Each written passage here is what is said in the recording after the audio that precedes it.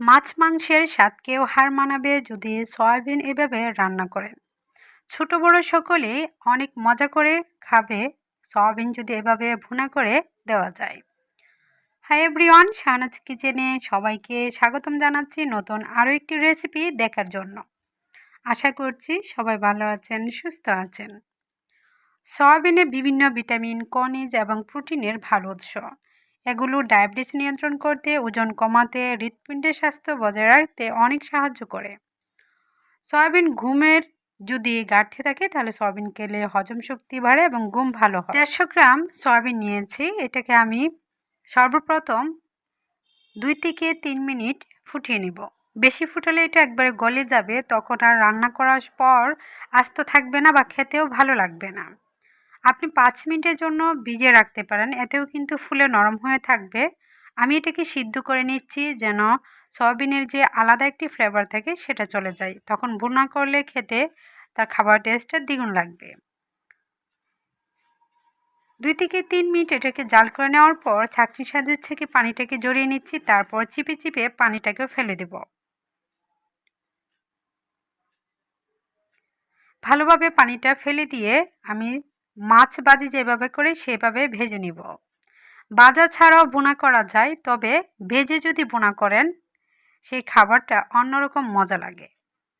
এখন আমি হলুদের গুঁড়া, স্বাদমতো লবণ, মরিচের গুঁড়া, ধনিয়া গুঁড়া দিয়ে মিশিয়ে তারপর তেলে ভেজে নিচ্ছি।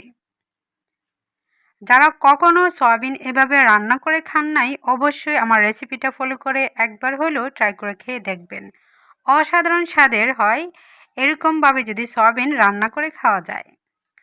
মাছ মাংসের স্বাদকে হার মানাবে। দ্বিগুণ টেস্টি করে রান্না করে যদি এভাবে খেতে পারেন, মাংস লাগবে না, এটার কিছুটা স্বাদ মাংসের মতো। ভুনা করে যারা কখনো খান নাই তারা তার টেস্ট বা মজা, ফ্লেভার কিছু বুঝতে পারবেন না। আমি ভালোভাবে একটু ব্রাউন কালার করেই ভেজে নিয়েছি, ভিতরে পানি নেই।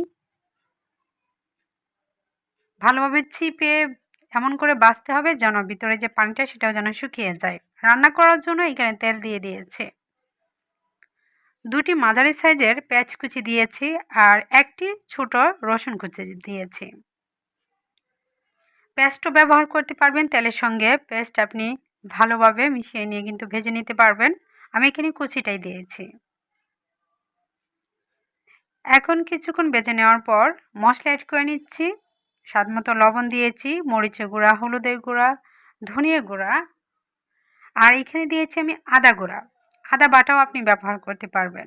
ফ্লেভারের জন্য তেজপাতা, দারুচিনি, এলাচ আর 2-3টি লং।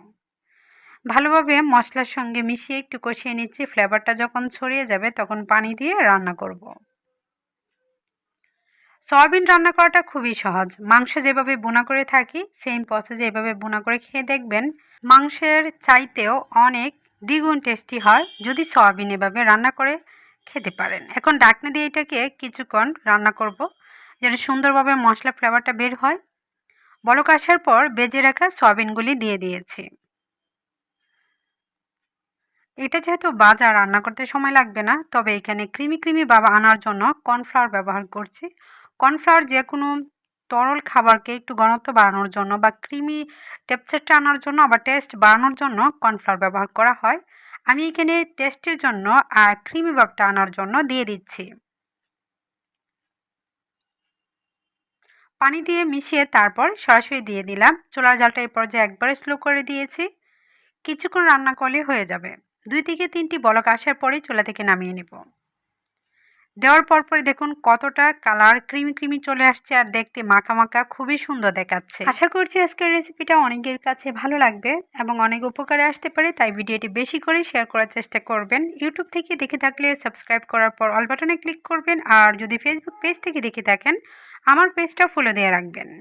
সবসময় যারা সাপোর্ট করছেন তাদেরকে জানাই অসংখ্য ধন্যবাদ। মন থেকে অনেক দোয়া, অনেক ভালোবাসা। এই যে দেখুন খুবই সুন্দর মাখা ভুনা হয়ে গিয়েছে। এখন আমি চুলা থেকে নামিয়ে একটি প্লেটে পরিবেশন করব। যারা কখনো খান নাই বলবো একবার হলেও এভাবে রান্না করে খেয়ে দেখবেন। খুবই স্বাস্থ্যসম্মত খাবার এটি।